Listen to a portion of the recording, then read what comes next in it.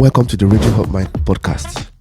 The Richter scale of the Nigerian politics just hit 10.0. This week in Nigeria, everybody's talking about the ultimate betrayal. I know when I talk about betrayal, you all know where I'm going to and what I'm talking about. Yes, that is the betrayal of Abba Atiku. His father, Atiku Abubakar, is busy canvassing the whole country, canvassing for votes, canvassing for support, forming a third force, busy forming a coalition in order to deny a second term to the incumbent president, Bola Tinubu. Without missing words, we all know Atiku is a favorite for the ADC primaries. Not because he might appear to be the best candidate. Some people differ, feel he's not, and they have their reasons because he has struggled to win nationwide. But when it comes to internal party politics, when it comes to primaries, Atiku knows how to get the work done. He has won on several fronts. He has. So this is the reason why he's seen as a favorite. Although the other individual, Peter Obi, is seen as a better candidate by some, but it depends on who you ask. So for his son, Abba Atiku, to not only refuse or decline to work with the father to canvass for votes or actualize his dream, his son walked into the APC as if that was not enough or that is not enough. He has shook hands with the line of Bodilon. Politics. Shook hands with the line of Bodilon.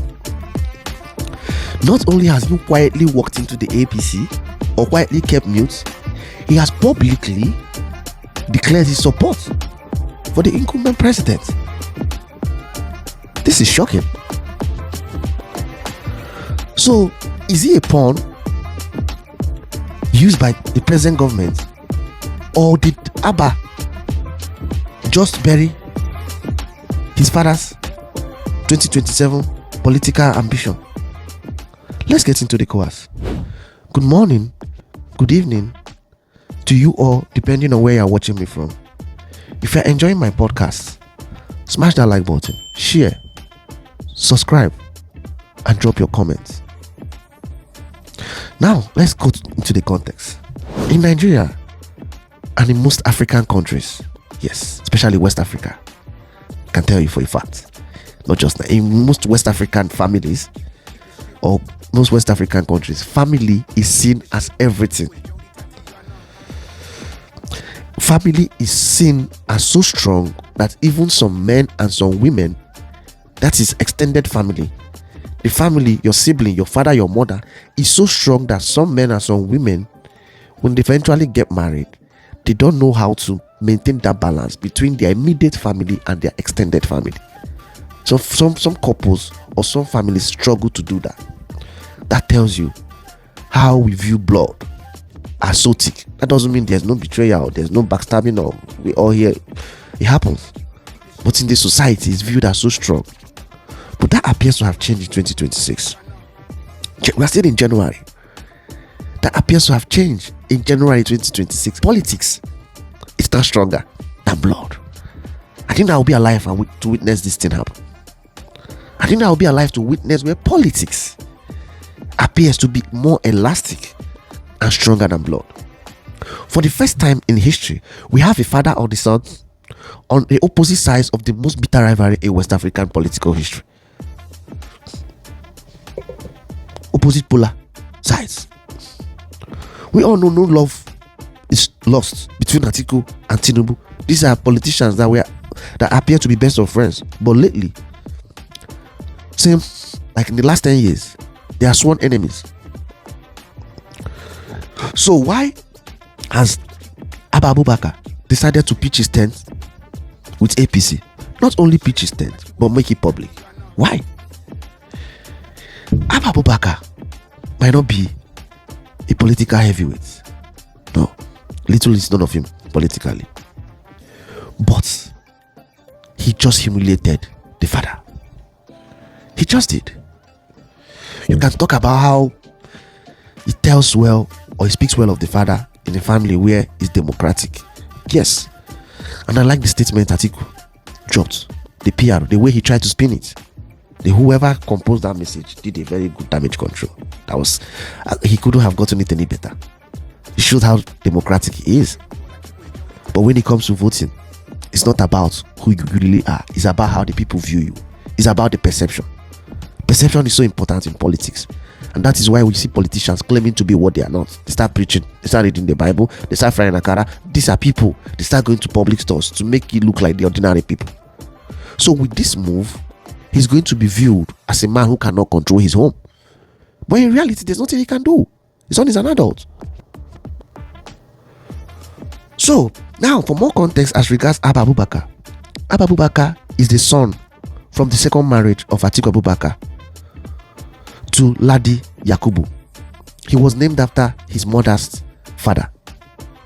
Unlike his brother Adamu Atiku Abubakar, who is seen as more the politician in the family.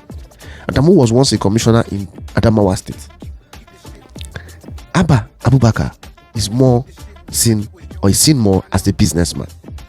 He has never held any elective post, never held any appointments. So why is his defection to the APC sending shockwaves? If he's never held any elective position, if he's not seen as a heavyweight, so why is he sending shockwaves? Bear with me. I'll tell you in a minute. Now, he's sending shockwaves because he might not be a political heavyweight, but Abba Abubakar's name is a political heavyweight. Politically, the name Atiku Abubakar since 1999 is a heavyweight in politics. Atiku, if I might remind you, contested the presidency alongside Moshood Abiola, MK Abiola, back in 1992. Yes, he was alleged that he had to step down for MK Abiola. Or is a fact, not alleged, it's a fact. In order for the then Yar'Adua movement or the then Yar'Adua coalition to collapse their coalition and support Abiola. And that was how Abiola got the nomination for candidacy for the SDP. So Atiku is not a debutant or an inexperienced politician. He's been there. Back in 1999 or before 1999, Atiku contested for the governorship race in Adamawa. He won. Not the PDP. He cleaned the ticket. General Olusegun Obasanjo picked him as his vice presidential candidate, and he dropped the governorship and went up, scaled up to become the vice president. This is a man that was so influential in the first tenure of Obasanjo. Do you know how many public departments he supervised with Obasanjo? He's the most popular politician that has been there. Yes. So to see his son aligning with Tinubu is seen as a big psychological warfare. Yes, Abba Abubakar might not win you votes, but to play the video or the images of his son with the APC broom, damn, it's damaging to some. It is. Now, the next point. Tinubu, the present president, is a master of the long game. We all know that is what makes him one of the best Nigerian local politicians. I'm not talking about international politics. When it comes to play the dirty politics of the Nigerian politics, the dirty politics, I don't think anybody knows how to do that more than Bola Tinubu. I don't think so. The dirty politics, he's a master of that. And he plays it so well. Extremely well. He plays the long game. He doesn't play the short game. He prepares in advance. He plants people. It's on record that he has helped several people years ahead. This is a man that was so instrumental to installing Buhari or to Buhari winning the election. But he kept quiet for more than 7 years or 6 years of Buhari's government. He was kicked out. You all remember? Denied, humiliated, disgraced. At the time, the APC claimed they didn't have a national leader. Before the election, he was seen as the national leader of the APC. They accepted him as the national leader. Immediately, he formed the coalition and helped Buhari win the election. Buhari's disciples or apostles kicked him out and claimed he was no longer, APC didn't have a national leader.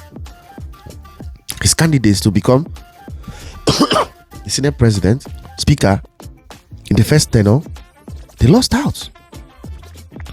Some of his recommendations for political appointments were denied. It was claimed on several occasions he was even denied access to the president. But he was patient. He didn't rush it. He was patient. And we all know that the same people who took glory for Buhari's victory, the same people who hijacked Buhari's election or Buhari's presidency, the same cabal, did very little to help him win election. Very little. They were inconsequential when it comes to politics. They couldn't even win their award. But immediately Buhari took over. They crept in, came from nowhere. These same people maintained the siege and they didn't want Tinubu to succeed Buhari. But Tinubu, the master long-term strategist of Nigerian dirty politics, did succeed Buhari. The first speech he gave in Miloko, "It is my turn." That was the first fair speech. He knew it was going to be controversial, but he knew what he was talking about, and he gave it in a Yoruba dialect in Ogun State. That was the first battle. So, and he succeeded. Buhari. It was claimed Buhari wanted Lawan, this Senate president, to succeed him, but it didn't work out. Lawan didn't even go far in the primaries. So, is this Tinubu now collapsing the internal structure of Atiku's family and the ADC in advance? Let's not really overanalyze this issue, but it just speaks volumes of how the ADC before the election is already having some internal problem with Atiku's son declaring support, because now some of the voters are going to look at Atiku, and if you can't get your family to support you or see to your vision, how do you want us to see to your vision? Charity starts at home. Or did Abba Abubakar see the handwriting on the wall? Is there something he's saying we don't know? Is Abba Abubakar aware that his father is not going to win the election, so he's about to make a U-turn earlier than most people think? We don't know. In northern Nigeria, this is seen as a slap in the face. Yes. Northern Nigerian traditional system or setting, respect and defiance to the authorities, elders and parents is paramount. This right here in the traditional setting, seen as a slap in the face. Massive one. We'll not hear about Abubakar again until when the election starts. He'll start going to radio stations, start going to TV stations, start giving you reasons. Then the media will pick it and disseminate it, send it, shockwaves. All this to discredit the ADC and the father. Don't say I didn't tell you that. That's his job. Create doubts in the minds of Nigerian youths for good and bad reasons. I don't have a dog in the fight. I don't have a meat in the game. Just telling you. That should be all for us today. Smash the like button, follow and subscribe. Thank you. Bye.